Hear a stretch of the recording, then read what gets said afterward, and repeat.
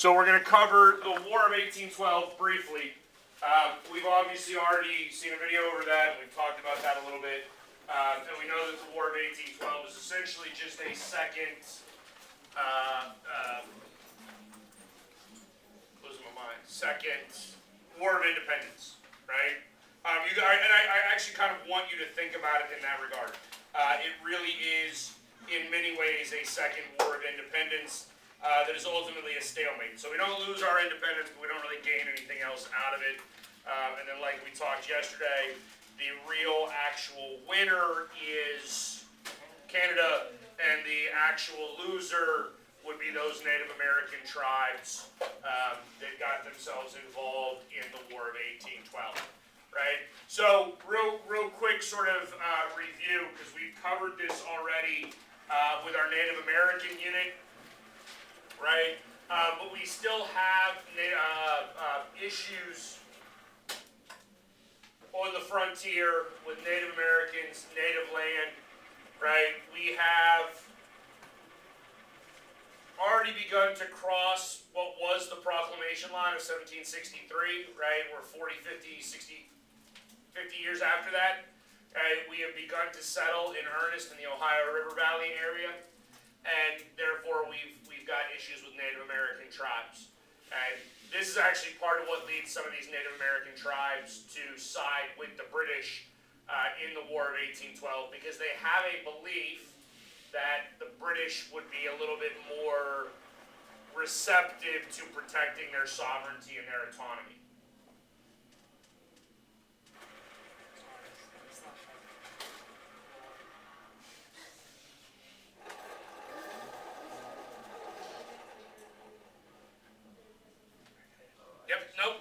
No problem. Didn't teach for 13 years to not how to figure out how to work a pencil sharpener. Okay.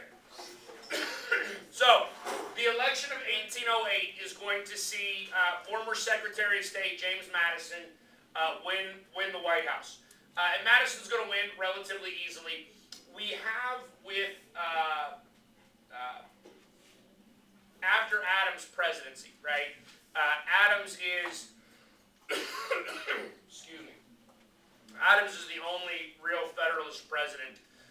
We still have Federalists around at this time, but they're not prominent. They're not capable of winning like national elections.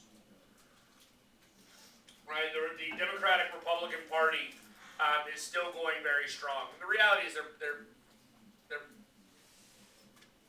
probably just call them Republicans. I'm going to keep calling them the Democratic Republicans until we get to Andrew Jackson. But then you'll learn. You'll learn next week. All right. So Madison is well, actually, let's back up. We remember Jefferson had like the embargo of 1807. No, we don't remember that. Okay. Jefferson had a trade embargo in 1807. Why did he put a trade embargo out there? Okay, hold on. What is a trade embargo? Let's ask that question first. Stop trade. Stop trade. Why did Jefferson, as President of the United States, want to stop trade with Europe? To stop impressment, right? And to stop like conflict. No, that's different. We get rid of the slave trade during Jefferson's presidency as well, but that's like 1808, maybe 1807. I don't know, whatever. We get rid of the slave trade. That's not what I'm talking about, though. This is why I don't test you on dates, because clearly I can't remember the exact date when that ended. Okay? Do you understand what the embargo does to the United States? It what? Why?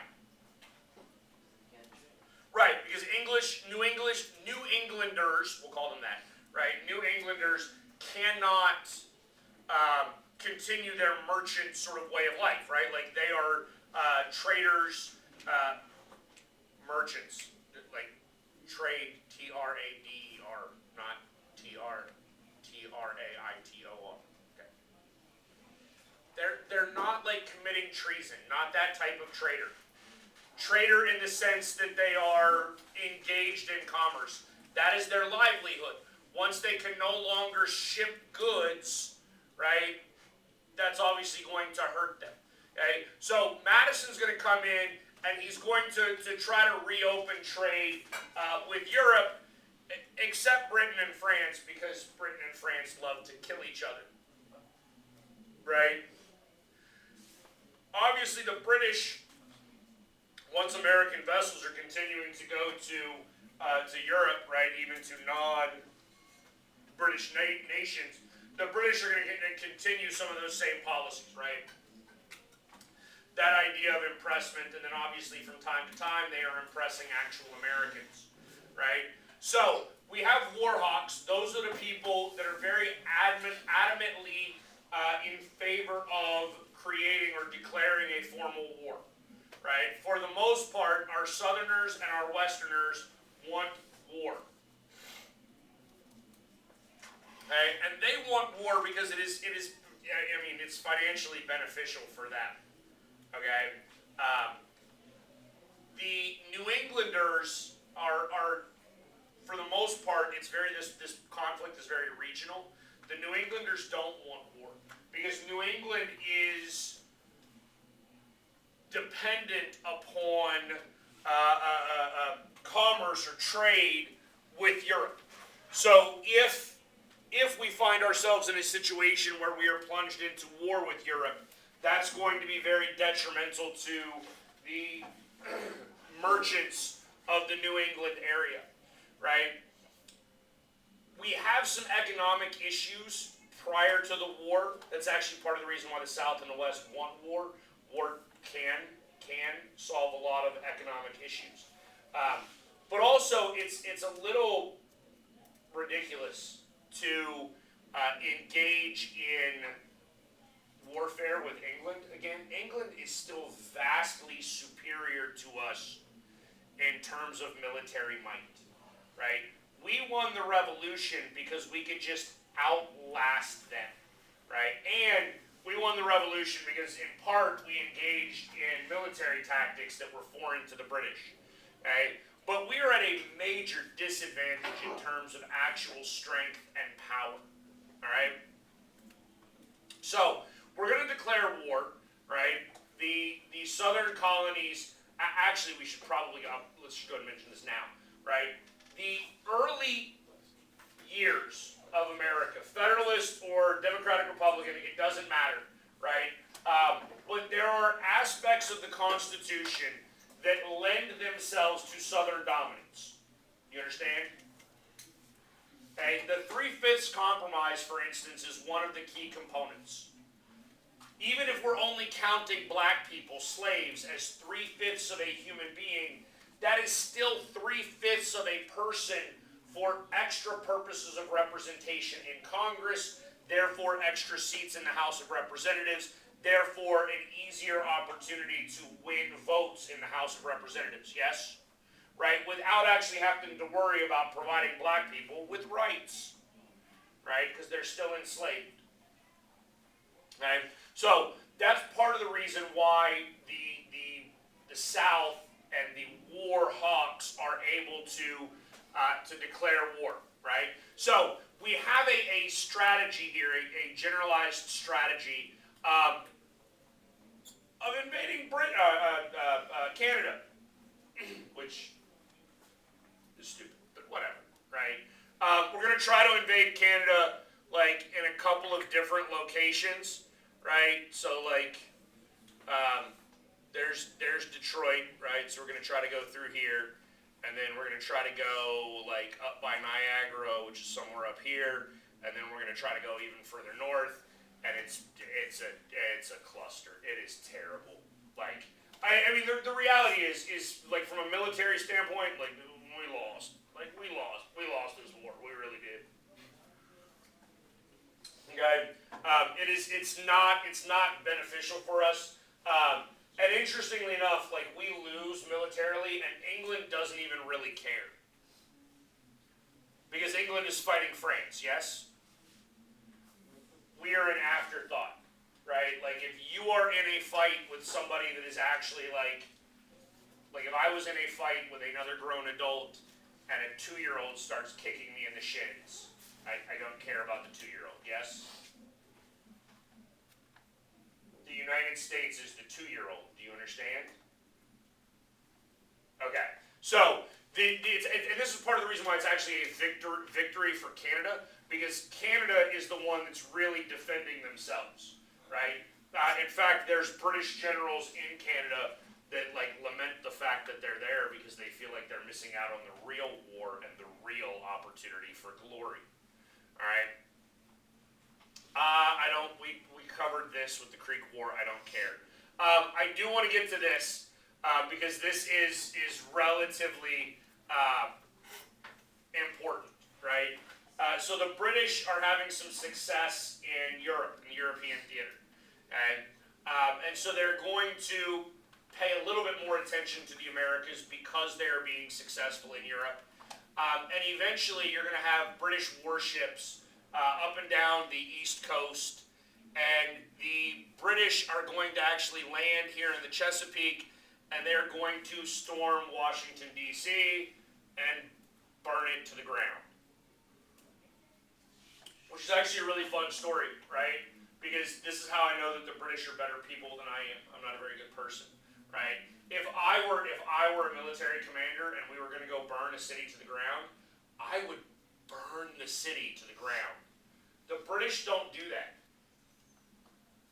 They only go through and burn government buildings. They basically do not burn anything that's privately owned, which I find rather fascinating, right? But they do set fire to the White House, right? Another fun fact about the War of 1812. The War of 1812 is just a kind of interesting thing to talk about, right? So when we created our government, right, we have the President of the United States, and then we know that they have their little cabinet, right? Secretary of State, Secretary of Treasury, because that was Alexander Hamilton. There's 4 positions, right? There's Secretary of State, Treasury, War, and Interior, I think is the 4th. Maybe? I can't remember. I think it's Secretary of the Interior. John Armstrong is Secretary of War, and when the War of 1812 breaks out, John Armstrong goes and commands troops from the front line, which you'll understand in more detail next year when you get to government. You don't do that, right? In fact, the military is actually supposed to be in civilian control, not in military control. Okay? We do not want military people actually controlling the military because military people are taught to kill indiscriminately. Therefore, we do not want somebody leading the military whose sole purpose it is in life to kill indiscriminately. Okay? This is why the civilian control of the military is the central concept. So Armstrong actually abandons his post. There's actually no better way of explaining. He literally abandons his post in Washington, D.C. In D.C., mind you. Abandons his post and goes north. Right? And so that leaves James Monroe, who is the Secretary of State, to organize the defense of Washington, D.C. Okay? He actually ends up getting appointed as Secretary of War while he is still Secretary of State. You can't do that, but we're going to allow it to happen anyway, right? And you have one guy now running 2 departments of the United States government. Okay? It's not supposed to happen. That's too much consolidation of power. All right?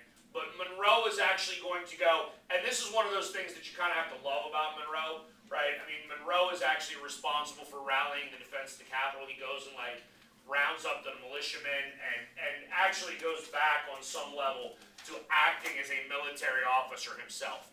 Monroe was a military officer during the Revolutionary War, so he is our last, we'll get to him at the end of this PowerPoint, right? But he's our last sort of Revolutionary War hero. And there's nothing he really did in the war that was that heroic other than just volunteering and fighting. But he's going to utilize that military training in order to help try to like create some defense of the city. And really, with the understanding, I need you to realize this, he is not trying to save the city. He is simply trying to organize a defense that buys enough time that it allows people to flee and get out of harm's way so that their like innocent lives are not lost. Because they're basically going through at night and like burning the town, right? I mean, women and children are like asleep in their bed. It's dishonorable to kill women and children in war, so we need to rally the defenses so that we give them an opportunity to escape. All right. Eventually, the United States has a couple of successful battles. I actually don't care about these. I'm not going to test you on the ins and outs of the War of 1812. Here's the only war. Well, let's cover the Battle of Baltimore because, hey, again, it's just a fun story, right? Because Francis Scott Key is sitting in a military prison ship in the Chesapeake Bay. And while there, he's the dude who writes what becomes the Star-Spangled Banner, right? The bombs bursting in air, that's literally the War of 1812, okay? And so he sees, like, the flag not surrender, the flag doesn't come down, right? Fun fact, that's how they used to, like, surrender military forts, right? Your military fort is flying the American flag. If you want to surrender, you, like, take the flag down and you fold it up and you take the flag with you. Right? Like that's the symbol of having surrendered. That flag is still waving, right? Which is obviously a key part of the song there. Alright. Around Christmas time or in late 1814, we're going to essentially sue for peace, right? Nobody really wants this war to continue. The Americans are killing enough English people that it's not advantageous for the English. The Americans need to get out of the war because they need to, like, re-emerge economically and have some sort of opportunity of, like, economic prosperity, right? So they're going to have their little treaty, and basically the British will agree to two things. One, they're going to stop impressing people, right? So no more impressment. And two, those British people that are coming across through like the Great Lakes and into the frontier to continue fur trading, right, out of Canada, they're not going to like incite Native American insurrection. Because they are. Because why wouldn't they? That's part of the reason why the Native Americans are ultimately the ones that lose the War of 1812. Because the British are out here being like, hey, come help us, you fight. And then they all die. And the British don't. Right? Or the British die less. Okay? The only other battle that really matters, and ironically, it's a battle that occurs after the war is officially over. Right? The Treaty of Ghent is signed in 1814. That officially ends the war. And then, in 1815, we have the Battle of New Orleans. Okay? The Battle of New Orleans only matters. It only matters because it is deemed to be, through like propaganda and public relations, a declarative American victory that ends the war. Again, war was already over. Right? But it's also important because there is a specific somebody who is responsible for the Battle of New Orleans as the commander. And that dude's name is Andrew Jackson, who will utilize the Battle of New Orleans and his newfound fame to eventually become president of the United States. Okay? Hopefully you can understand why a battle would take place after the war was over. By the way, first, does anybody know where Ghent is? Nope. Okay? So just so we're clear, right, treaties are generally named after the location in which the treaty was signed, right? So like two groups get together and they negotiate peace in some neutral territory, right? Like that's the way it goes, right? So the neutral territory actually frequently is France. Like if somebody ever tells you the Treaty of Paris, like you need to be like, which one? Because there's dozens that I know of, Ghent is in Belgium, which is, I don't know, like there. It's somewhere in Central Europe. Honestly, I'd have to like look at a map to tell you exactly where Belgium is. Okay, but it should stand to reason if we negotiate peace here in Europe in 1814. How long does it take for that information to reach New Orleans? Yeah, they didn't just text them. You understand? It takes a significant amount of time, which is also why the Battle of New Orleans is ultimately important, because I think it does provide good context for you to understand just how bad communication is at this time, right? That matters. This is going to bring us to the Hartford Convention, which I just love talking about, because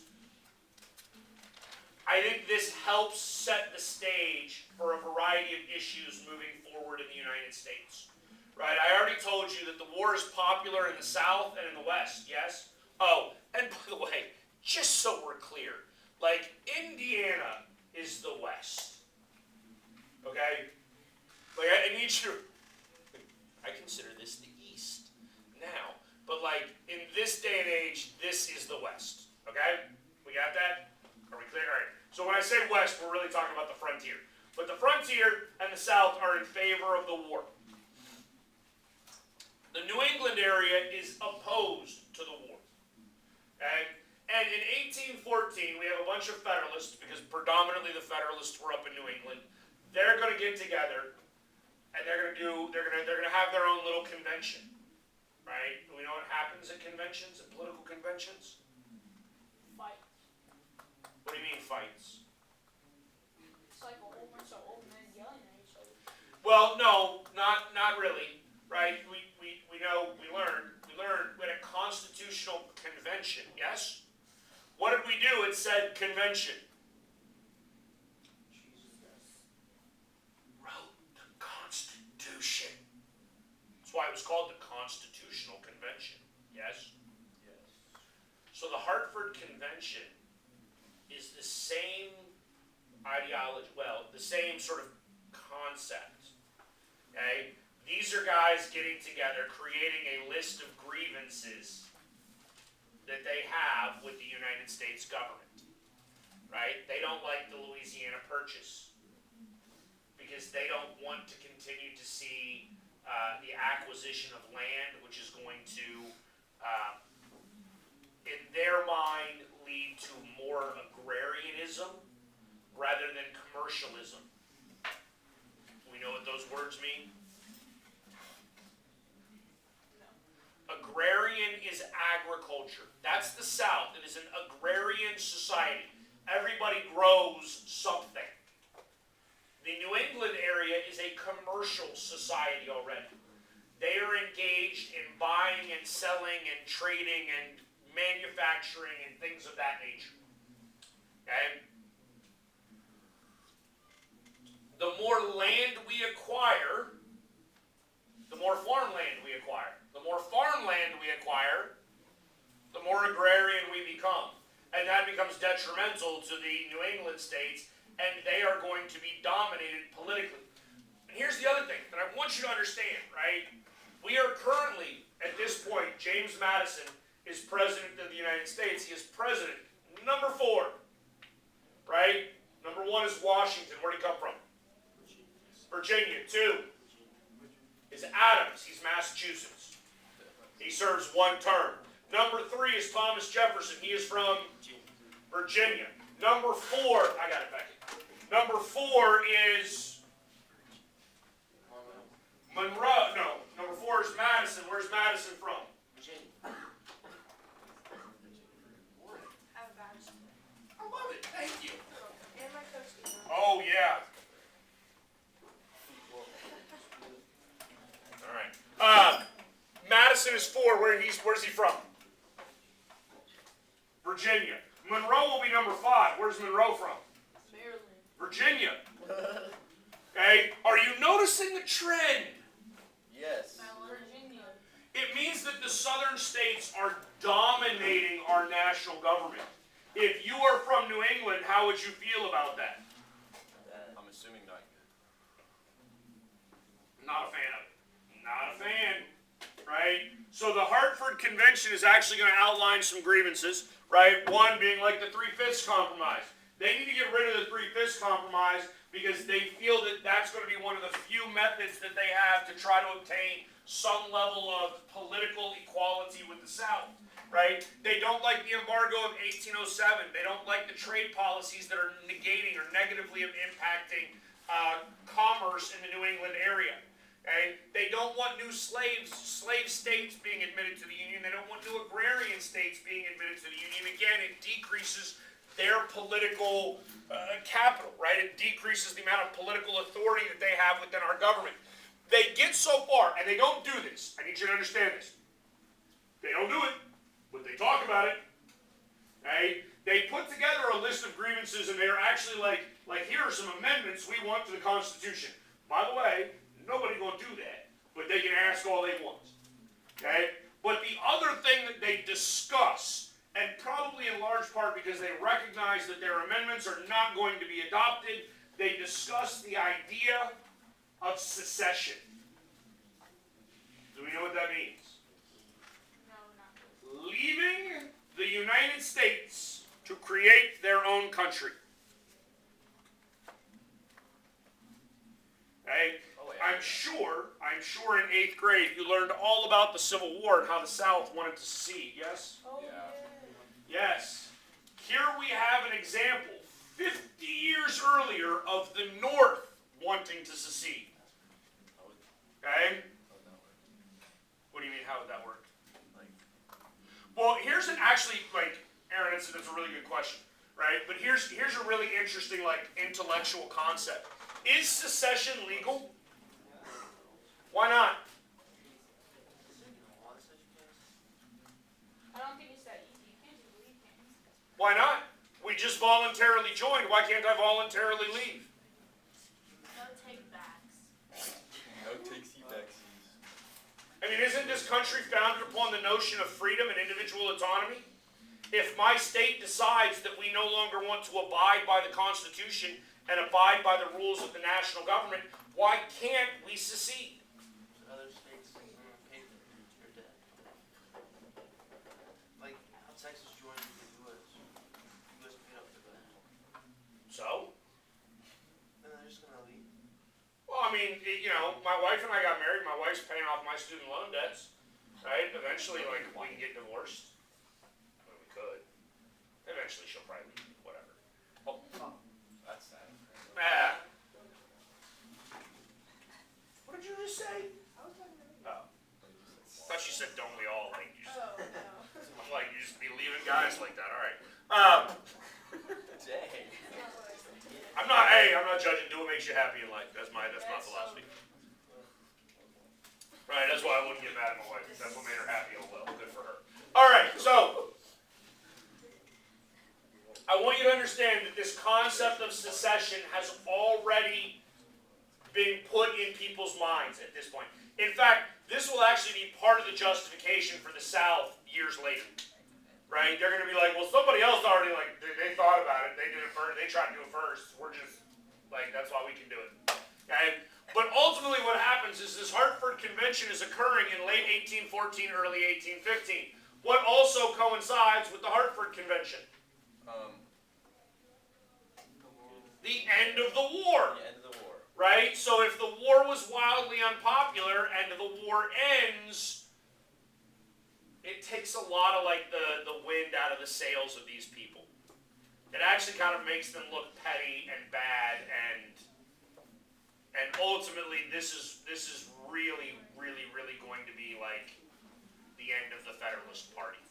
Damn. Right? I mean, it's not, because we have the election of 1816, and there's still there's still a Federalist that runs, right? If we can see, the more angled my dot is, whatever. The green up there is King, right? He is a Federalist. He doesn't win very many votes. I mean, he wins even fewer than the Federalists won against James Madison, right? And so we're going to continue this era of Democratic Republican dominance, right? So the war is now over, and James Monroe, our 4th Virginian out of 5 presidents, becomes president of the United States.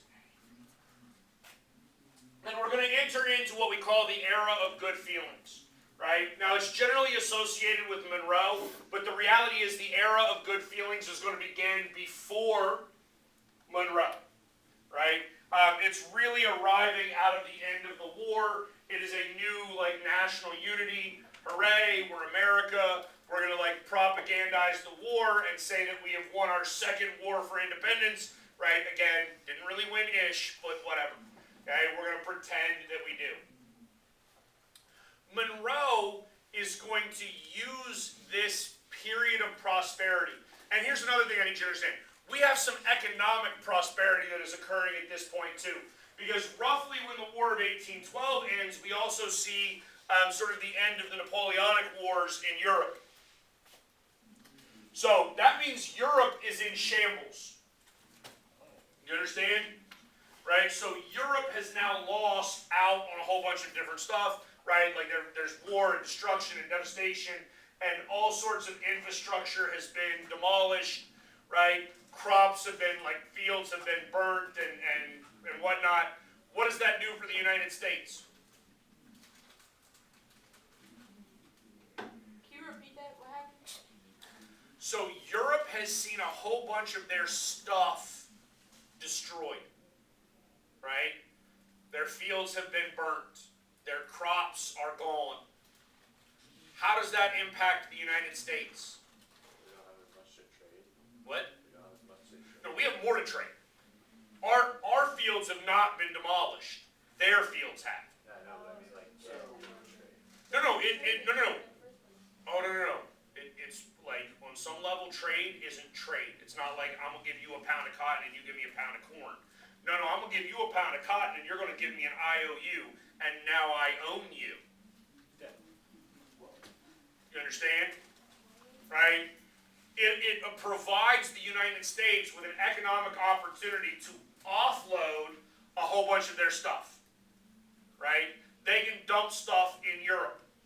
That leads to a boom in the United States, specifically a land boom, right? Because now we're going to want to grow more stuff so that we can dump that off. So we have some economic prosperity that is occurring at this time. Monroe is going to use these two things to actually try to end the party system, right? I think I told you with Washington, there's this odd idea here of putting people of the opposing party into your administration, yes? Because we have Jefferson and we have Hamilton who are ideologically opposed to one another, but they're in the same Washington administration and they're arguing with themselves. There is an attempt to get Monroe to continue this practice. Monroe declines. He does not want to put a Federalist into his administration for 2 reasons. One, Monroe believes that, the death of the Federalist Party is inevitable, therefore why would I give them legitimacy and allow them to stay on their deathbed longer? Let's just go ahead and kill the party, right? But then 2, Monroe has this weird ideology that he's going to actually, end parties in the United States.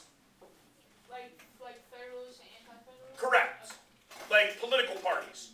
He thinks he's going to get rid of political parties. Monroe will actually go and tour the nation after he is elected. Right? In fact, he spends almost I believe it's his first entire year as President of the United States outside of Washington, D.C., traveling from town to town, right, trying to unify the United States and build goodwill. And Monroe is actually really good at it, right, because Monroe carries himself with an air of authority, right? He looks very formal, he speaks very formally, but he is also very, what's the right word? He puts people at ease, right? He doesn't speak condescendingly. Do you know what that means? Yes. A couple of you do? I know that one. Is it condescending that I asked you knew what condescending meant? A little bit. A little bit? Okay. Right? Now, if you didn't know what condescending means, you now do. Right? It's the idea of talking down to somebody. Right? He doesn't do that. He speaks frankly, he speaks plainly, and yes, he, as President of the United States, right, wears this persona of authority, yet as he's going around to the country, people are actually at ease with him, and they enjoy his personality, they enjoy him as a man, they tend to think highly of him as a person, right? And then, although it's called the Monroe Doctrine, and it's credited to Monroe, John Quincy Adams is more the brains behind the idea, right? But the United States is going to create the Monroe Doctrine. And the Monroe Doctrine is absolutely essential for you to understand, because the Monroe Doctrine is going to articulate an American belief that we are now superior. We are now on par with European nations. We are now the dominant white folk of the Western Hemisphere. Therefore, all Western Hemisphere individuals will now submit to the United States. And Europe must stay out of the Western Hemisphere. And conversely, the United States will stay out of Europe. We don't want to get involved in European affairs, and we do not want Europeans involved in in Western Hemisphere or American affairs, right? Supposedly Northern and Southern Hemispheres, right?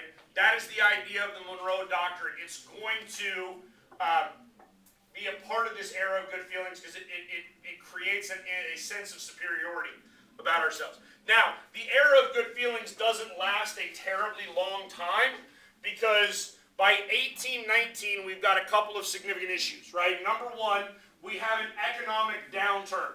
We call this the Panic of 1819. It is the first real economic recession or depression in American history. Okay? First real downturn. And we have a banking crisis. The United States government has been so concerned about other things, right? That they have neglected the Bank of the United States. And banks have now begun to engage in behaviors that are detrimental, one of which is speculation. Do we know what speculation is? It's the idea of buying things on credit. Is that good? No. It can be. Believe it or not, I mean, Alexander Hamilton thinks debt is a blessing. Do we remember that conversation? Right? So he's got no problem with speculation. He thinks debt is a blessing. Right? But what happens is when we have speculation, a lot of the times we're going to end up with over-speculation. That means buying too much stuff on credit. We do this with the land boom. Because again, I told you a minute ago, right, Europe is in shambles. We're going to try to produce as much junk as we can in order to sell it to Europe. Yes? Right? One of the great things for England is because England is an island off the coast of Europe. When you have devastation to Europe from wars, England is generally less devastated. Right? So England is able to reestablish their industrialization and their manufacturing and their agriculture, and now we have a ton of English products as well. There's too many English products. English products are now undercutting American products on the open market, meaning American products are no longer selling. So what happens? That is the definition of a recession. Coupled with the fact that people were overextending themselves, buying land and taking out credit that they couldn't afford, and now that credit comes due, and we're in a real panic. This is really bad economically for the people of the United States. Okay? Well, not only are they broke, they have negative wealth. They're in debt, and people are coming to collect that debt. Okay? And then, in 1820, we're going to have the Missouri Compromise. So as we purchased the Louisiana Purchase in 1803, and as people are continuing to move west, we're going to have territories that are organized, and some of these territories are going to want to become states, right? And we have some regional conflicts, because our northern states up here, right, there's no slavery in our northern states. In fact, I believe it was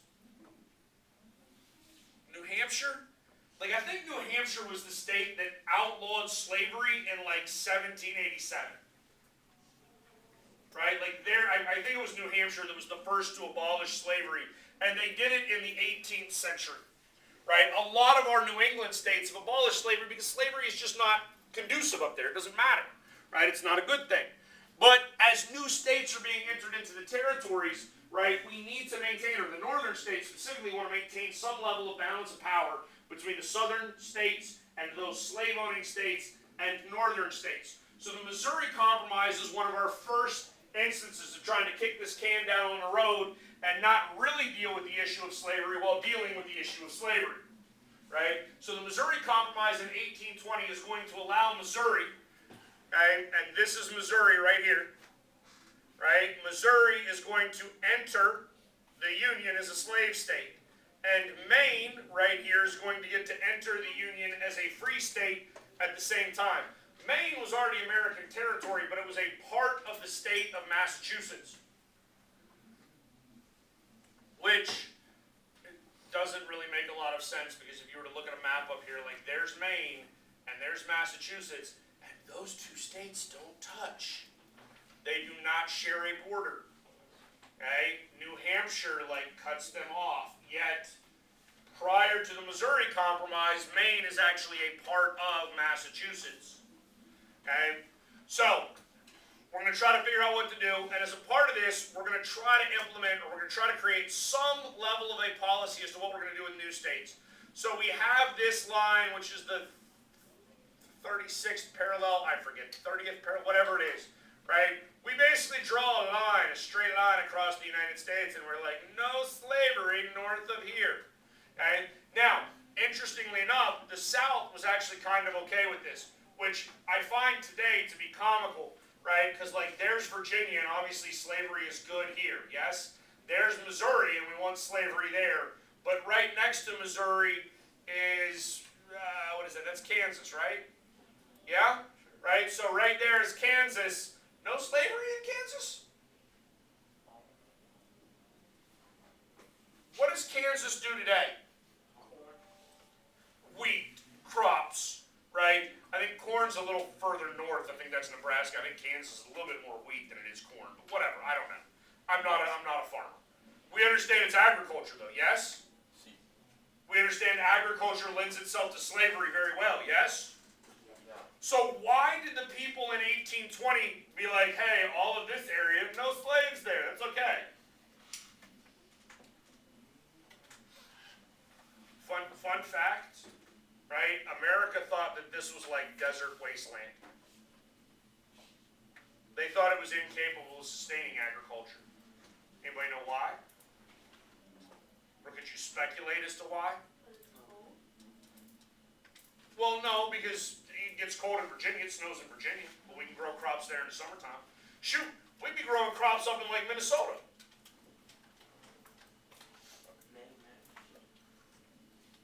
What about the Native Americans? What did the Native Americans in this area do? No, they didn't.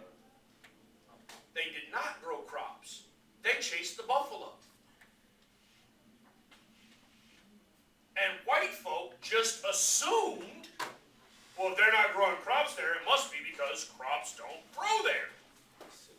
I feel like that's reasonable though to think that. Like, they're not having conflict. I would agree with you. I think that is reasonable, but I think it also goes to show that we make assumptions all the time that are faulty because we assume other people value the same things that we value, and that's not always true. All right? So, that's the end. Shoot, you finished. Look at that! Oh my God, I finished a PowerPoint! Another one. It's amazing.